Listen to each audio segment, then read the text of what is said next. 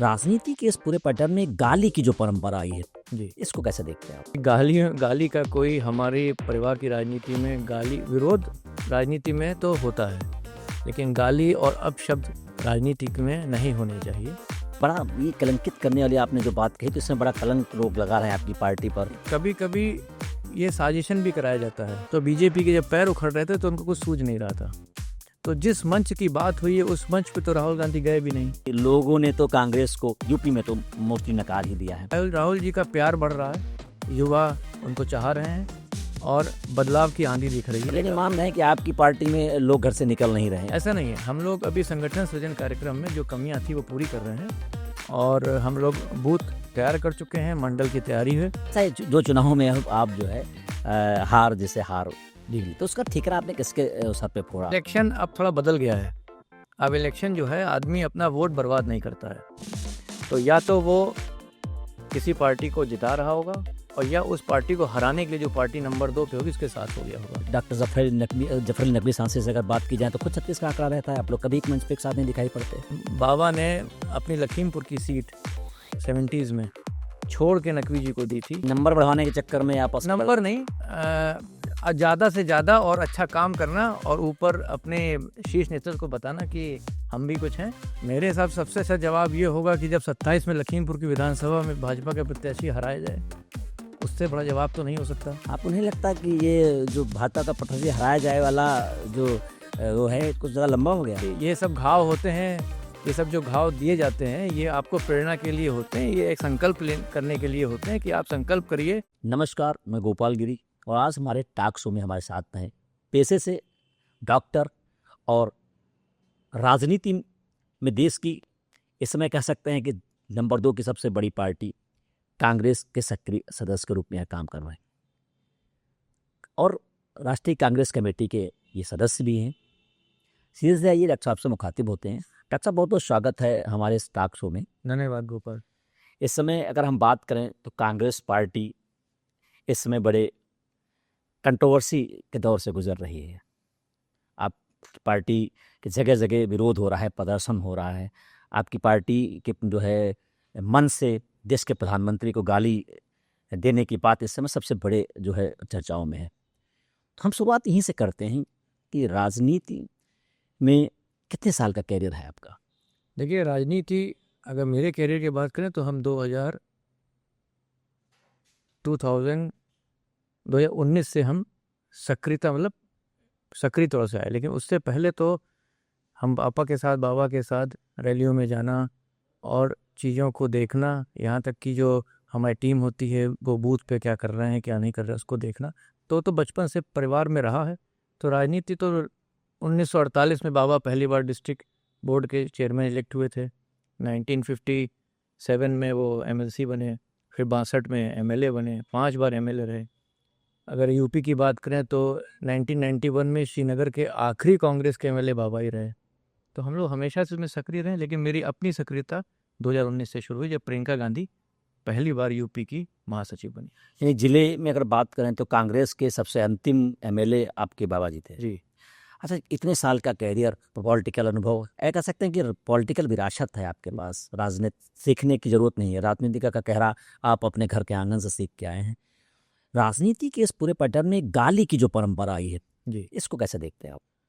देखिए, गाली का कोई हमारे परिवार की राजनीति में विरोध राजनीति में तो होता है, लेकिन गाली और अपशब्द राजनीति में नहीं होने चाहिए और ये राजनीति का माहौल ही नहीं, उसका स्तर भी गिराती है।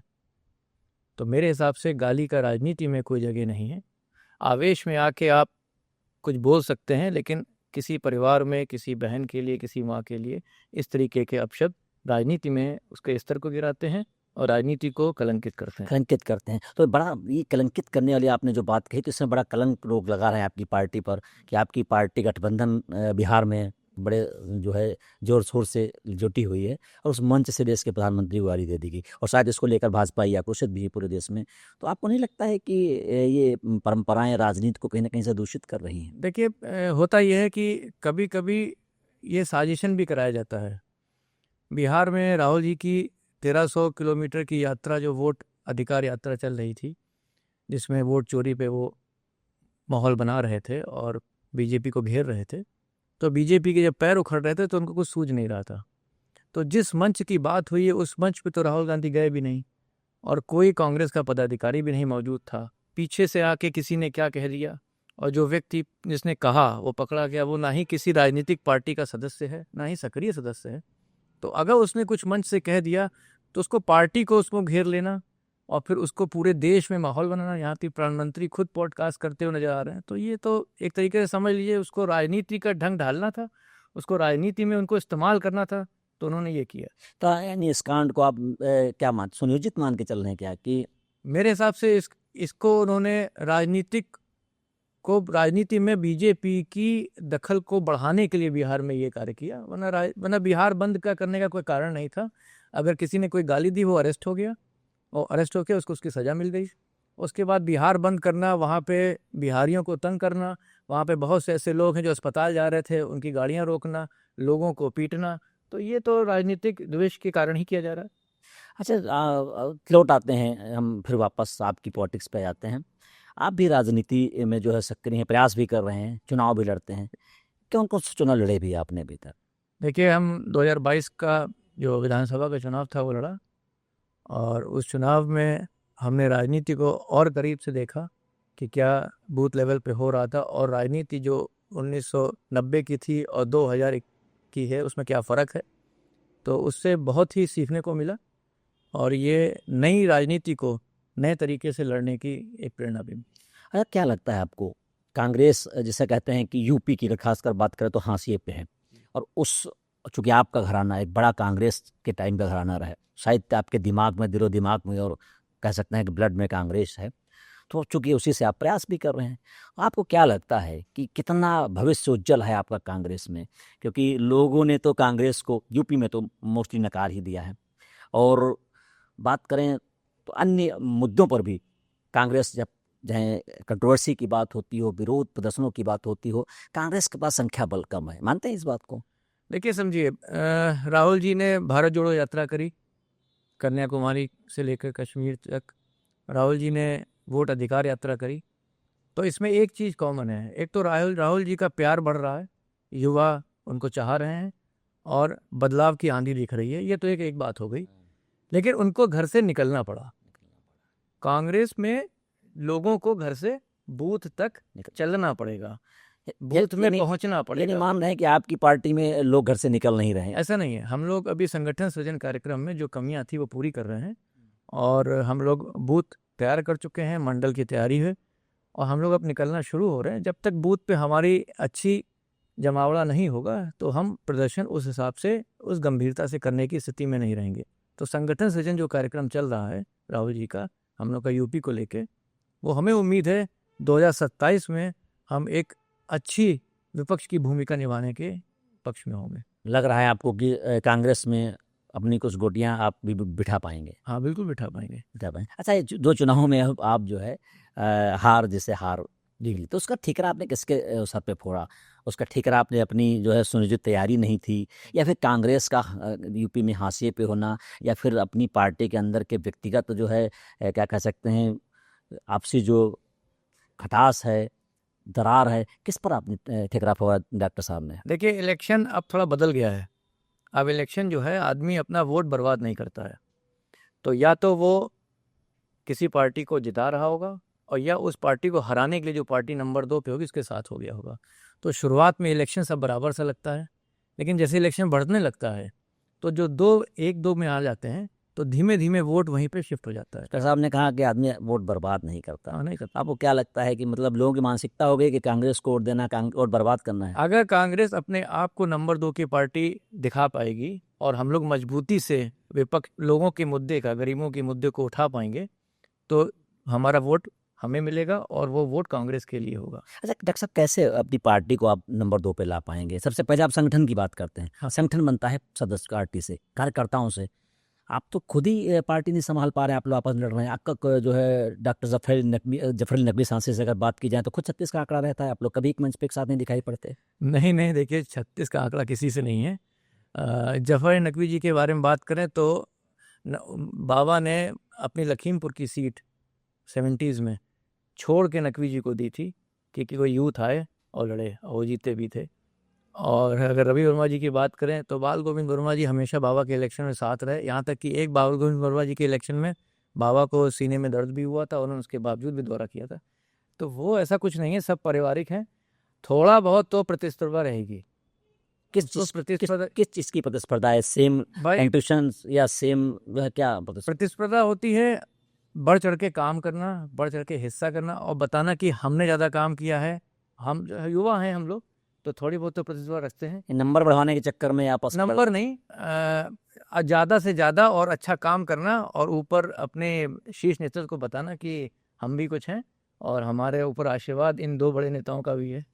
अच्छा, तो ये क्या लगता है आपको कि जैसे ये सब बता करके जो है आप अभी आप पहले विधानसभा लड़े, आप विधानसभा, उसके बाद लोकसभा की भी दावेदारी कर रहे थे। लोकसभा में दावेदारी अवश्य कांग्रेस का हर वो कार्यकर्ता कर रहा था जो लड़ा था विधानसभा, और हम भी कर रहे तो आप कंपटीशन नहीं बढ़ जाए? अभी तो आप अकेले आप जफर जी से लड़ रहे थे, तो आपको कांग्रेस, अब तो रवि जी से भी लड़ना पड़ेगा आपको। थे। नहीं, ऐसा कुछ नहीं है। हम तो चाहते हैं कि और लोग आए, इनके आने से पार्टी मजबूत होती है। देखिए, हम आपको बताते हैं, रवि वर्मा एक कुर्मी समाज से आते हैं। हम लोगों को उस समाज में उनसे वार्ता करने में आसानी हो जाती है क्योंकि वो उसका नेतृत्व करते हैं। नकवी जी अल्पसंख्यक समाज से आते हैं, तो जब वो खड़े होते हैं तो वो उस गैदरिंग को बात करने में आसानी हो जाती है। तो जितने समाज के लोग अगर आ जाएं तो उसमें बुराई नहीं, पार्टी स्ट्रांग होती है। पार्टी स्ट्रांग हो रही है। कितनी स्ट्रांग लग रही है पार्टी? क्योंकि अभी आपके कार्यालय में लखीमपुर की अगर बात कर लें, आई जो है राष्ट्रीय कांग्रेस कमेटी के आप मेंबर हैं, एक जिम्मेदार पद पे हैं आप। आपकी पार्टी के कार्यालय में लखीमपुर में उत्पात हुआ, महिला मोर्चा, आपका आरोप है कि भाजपा के लोगों ने घुसकर तोड़फोड़ कर दी। कितना आप मजबूत हैं, कितना सक्रियता से जो है आप संघर्ष कर पाए? एफआईआर तो दर्ज नहीं करा पाए अभी आप। देखिए, एफआईआर तो भाजपा के विधायक को भी 7 दिन लग गए दर्ज कराने में, जब उन्हीं के किसी एक भाजपाई ने उनके ऊपर हमला किया था। तो ये तो एफआईआर का तो अलग मुद्दा है। एफआईआर तो पुलिस दर्ज करेगी जब ऊपर से दबाव हल्का हो जाएगा। लेकिन हाँ, अगर आपके घर पे कोई हमला करने की मंशा रख ले, क्या कोई आतंकवादी आपके घर पे सोच ले कि हमला करना है, तो उसको कि 1 घंटा चाहिए। आप 1 घंटे में अगर हल्का सा आपकी हटी तो वो हमला कर देगा। तो अगर वो लोग इस मानसिकता से हैं, जिस मानसिकता में भाजपा में लोगों को ट्रेनिंग दी जाती है, अलगाववाद, किस तरीके से बवाल करना, तो उसी मानसिकता के तहत उन्होंने हमला किया। उसको उन्होंने मोदी जी की माँ की गाली को जोड़ लिया। अगर वो माँ की गाली की बात होती तो आप एक शांतिपूर्वक विरोध प्रदर्शन करके चले जाते। लेकिन एक सामाजिक ताने बाने को तोड़ने की कोशिश करी जो लखीमपुर में बना था। जैसे हम लोग बहुत से भाजपाई ऐसे हैं जिनके शादी में, परिवार के फंक्शन में हम लोग जाते हैं, वो हमारे में आते हैं।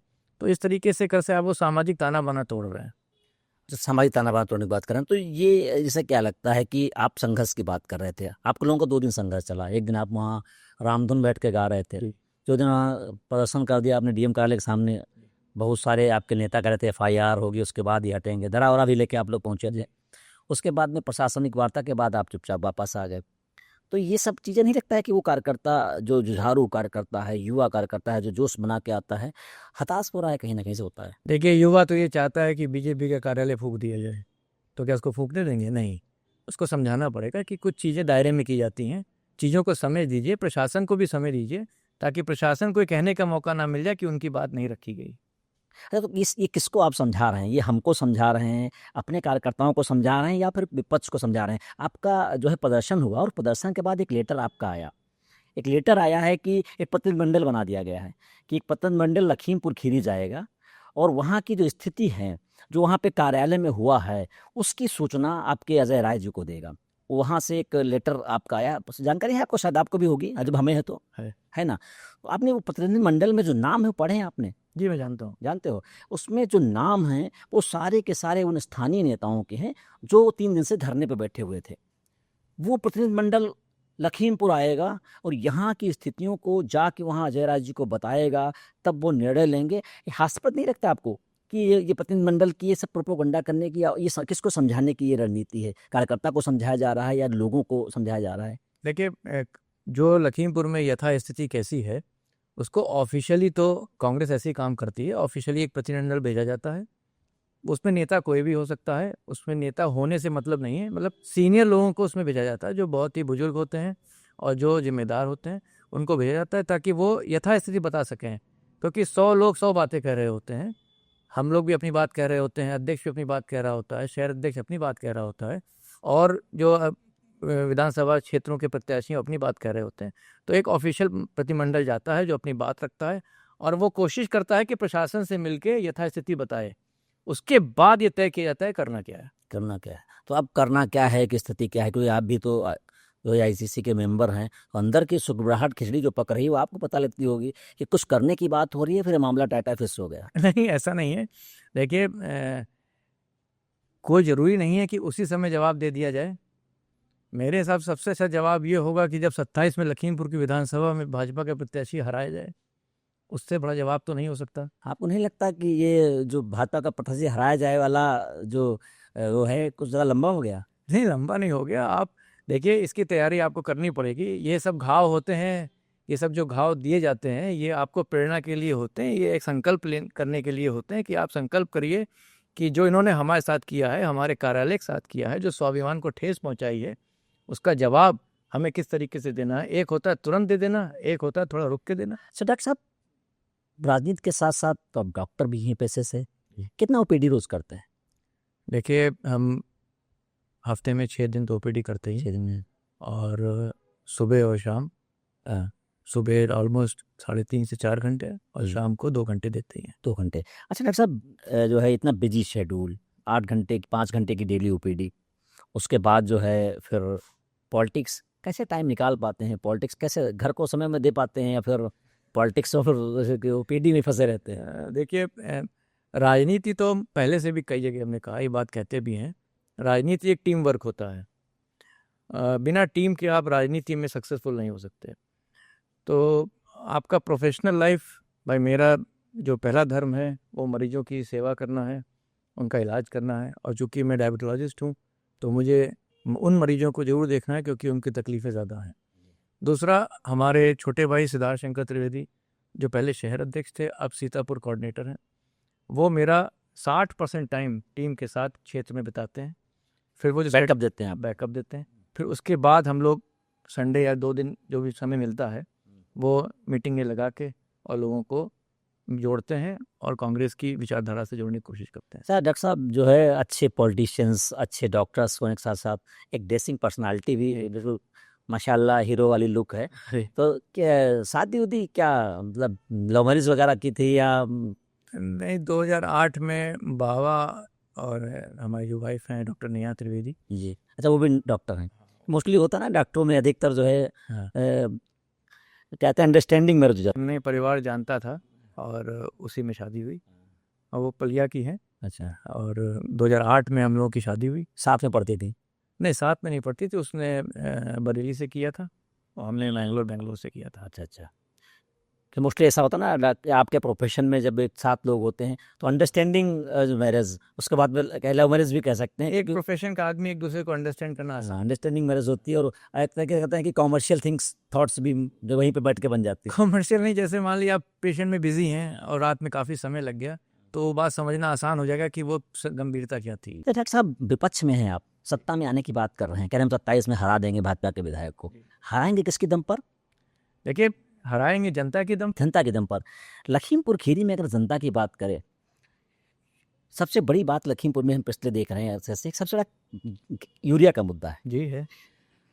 बाढ़ का मुद्दा है, गन्ना भुगतान का मुद्दा है। इन मुद्दों पर तो आप इतने आक्रामक कभी नहीं दिखाई पड़े जितना आक्रामक आप अपने कार्यालय में तोड़फोड़ पर हो गए। शायद इतना, अगर इतनी मजबूती से आप ज़मीन पर लोगों के लिए भी लड़ाई लड़ लेते तो ये जो भीड़ आपके यहाँ 100 लोगों की आ रही है, तो शायद इसमें कुछ बाकी लोग भी शामिल हो जाते जिनके दर्द पे आप मरहम लगाते। देखिए, ऐसा है कि यूरिया के मुद्दे पे हमारी मीटिंग बूथ स्तर पे चल रही है। कल भी हमारी मीटिंग है जिसमें 20 मंडल के बूथ स्तर पे यूरिया के लिए लोग। देखिए, मीटिंग डॉक्टर साहब तो अधिकारियों की और जो है आंकड़ेबाजों की चलती हैं, आप लोग तो कह रहे हैं हम ज़मीन पे काम कर रहे हैं, तो आप मीटिंग पे नहीं? बूथ पे जब काम करेंगे, और जब बूथ पे काम करेंगे, देखिए ऐसा ना, गाँव वालों को हम अपने मुद्दे में ला के उनके ऊपर FIR नहीं लिखवाना चाहते हैं। वो वैसे भी बेचारे परेशान हैं, खेती को लेके परेशान है, बाढ़ को लेके परेशान है। वो यहाँ पे आके हमारे कार्यालय की लड़ाई नहीं लड़ सकते, ये लड़ाई तो हमें लड़नी है, और उनको सिर्फ हमें राहत देनी है, उनको हमें मदद पहुँचानी है, और उनके पास जाके बताना है कि ये राहत और मदद तभी हो सकती है जब ये सरकार बदली जाएगी। और रही बात यूरिया की बात, आपको बताते हैं अभी दीपावली आने वाली है। पिछली दीपावली में यही भारतीय जनता पार्टियों ने बहुत से दुकानदारों की चाइनीज़ झालरें फूंक दी थी। चाइना के खिलाफ बड़ा प्रदर्शन किया था।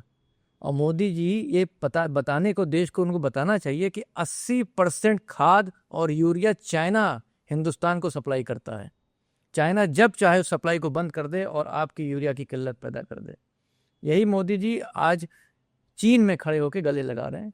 कल को इन्हीं चीन के चक्कर में, जब चीन ने हमारे भारतीय सेना के जवानों को आहत किया था, तब हमारे बेचारे यही जो छोटी छोटी झालें लगाते हैं उनको फूका जा रहा था, उनको तोड़ा जा रहा था, उनके घर को नष्ट किया जा रहा था, तब क्या जवाब दे सकते हैं? अभी आप भी तो सामंजस्य बिठाने की बात कर रहे थे, तो देश का प्रधानमंत्री होने के नाते शायद उनका भी ऐसी कोई रणनीति हो कि लड़ाई के बजाय सामंजस्य बिठा लिया जाए। नहीं, हम 1962 में सामंजस्य बिठा चुके हैं, अब वो दोबारा सामंजस्य बिठा के गलती ना करें। अच्छा डॉक्टर साहब, एक लास्ट सवाल जो है, लोकसभा जो है विधानसभा 2027 आ रहा है, सभी अपनी अपनी तैयारी में जुटे हैं, आप भी दावेदारी कर रहे हैं जी। तो भाजपा के भी आपने थोड़ी देर पहले विधायक के हराने के तक के जो है दम भर दिया जी। तो क्या लगता है कि 2027 में कांग्रेस कितना बढ़ पाएगी, जो आपके जितना मंसूबा आपने ताल ठोक दिया इस मंसूबे पे जो है खरी उतरेगी? देखिए, 2027 में कांग्रेस एक मजबूत विपक्ष के तौर पे यूपी में दिखेगी आपको। राहुल सपा के सहारे नहीं, देखिए, हमें बीजेपी को हराने के लिए हर एक मानसिकता, एक विचारधारा के लोगों को एक साथ करना पड़ेगा, क्योंकि वोट चोरी और जिस वोट चोरी से बीजेपी जीत रही है, अगर लखीमपुर में 456 बूथ हैं गोपाल जी, अगर हर बूथ पे बीजेपी के आदमी 25 वोट चोरी कर लेता है तो 11,400 वोट चोरी हो जाते हैं। ये बड़ी संख्या है। और हम चाहेंगे कि अगर समाजवादी जैसे दल जो बीजेपी से टकरा रहे हैं वो कांग्रेस के साथ आए इंडिया गठबंधन में, तो इसमें कोई बुराई नहीं है। हम लोग मिल के बीजेपी को हराएंगे नहीं, बल्कि यूपी में उखाड़ के फेंक देंगे। तो डॉक्टर साहब बहुत बहुत जो है धन्यवाद आपको जो है समय देने के लिए। बड़ा आत्मबल है। डॉक्टर शंकर त्रिवेदी राष्ट्रीय कांग्रेस कमेटी के मेंबर हैं, बतौर जो है पेशे से डॉक्टर हैं और सक्रिय सदस्य हैं कांग्रेस के, जनपद में भी सक्रिय रहते हैं और बाहर भी। बड़ी हौसला है कि 2027 का जो विधानसभा का चुनाव होगा उसमें कांग्रेस एक बड़े दल के रूप में, बड़े विपक्ष के रूप में निकल कर सामने आएगी। हालांकि जो है ये अभी 27 दूर है, अभी चुनाव दूर है, लेकिन जो है इनके जज्बे और इनके हौसले पर इनकी जो होमवर्क है वो डिपेंड करेगा कि आने वाले समय में क्या तय करेगा। देखते रहिए आप लखीमपुर पोस्ट का हमारा ये टॉक शो, और आपको हम ऐसे ही जो है हर सप्ताह किसी न किसी पर्सनालिटी से रूबरू कराते रहेंगे।